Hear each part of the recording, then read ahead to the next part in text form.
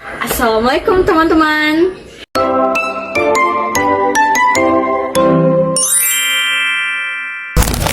Halo teman-teman, nama saya Nabila Anjani dengan NIM 2502107071, Prodi Pendidikan Agama Islam dengan dosen pengampu Ibu Ani Marlia.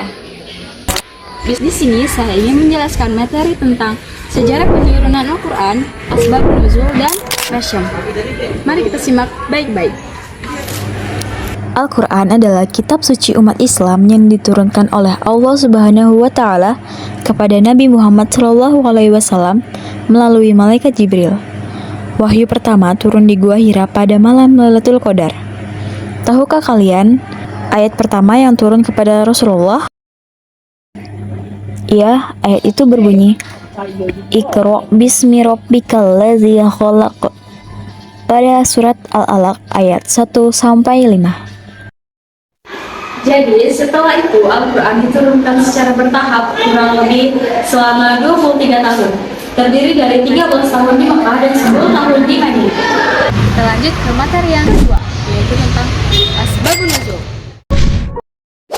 Apa sih yang dimaksud dengan asbabun nuzul dalam Al-Quran?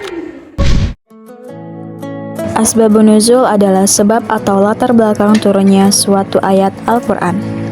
Beberapa ayat Al-Quran diturunkan oleh Allah Subhanahu wa Ta'ala karena adanya peristiwa, pertanyaan, atau masalah tertentu yang terjadi pada masa Nabi Muhammad SAW. Tahukah kalian tujuan mengetahui asbabun nuzul?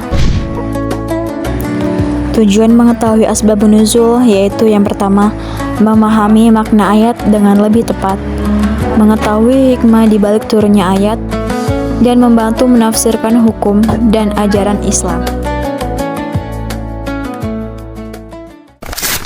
Jadi, kesimpulannya, asbabun nuzul itu membantu umat Islam dalam memahami Al-Quran sesuai dengan konteks dan sebab turunnya, sehingga isi ayat dapat dipahami dengan lebih benar dan lebih mendalam.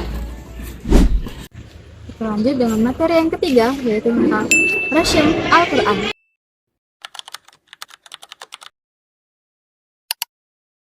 Apa sih sebenarnya rasyam Al-Quran itu?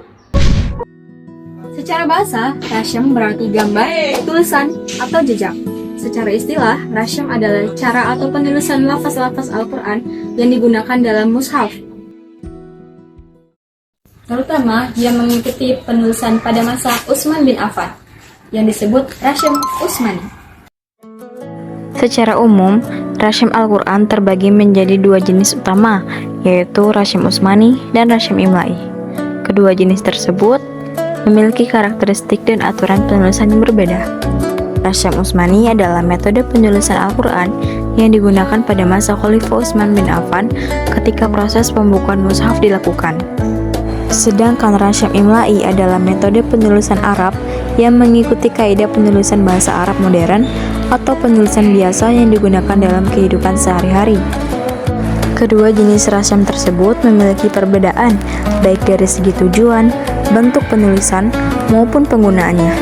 Perbedaan ini muncul karena rasyam Utsmani digunakan khusus dalam penulisan mushaf Al-Quran, sedangkan rasyam Imla'i digunakan dalam penulisan bahasa Arab modern sehari-hari. Walaupun berbeda, kedua jenis rasyam tersebut memiliki fungsi yang penting. Rasyam Utsmani menjaga warisan penulisan Al-Quran agar tetap asli dan seragam, sedangkan rasyam Imla'i membantu masyarakat memahami tulisan Arab dengan lebih mudah. Demikianlah penjelasan mengenai ketiga materi yang telah saya sampaikan. Semoga pembahasan ini dapat menambah wawasan dan pemahaman kita semua. Terima kasih atas perhatiannya dan sampai jumpa pada pembahasan berikutnya. Bye-bye. Assalamualaikum warahmatullahi wabarakatuh.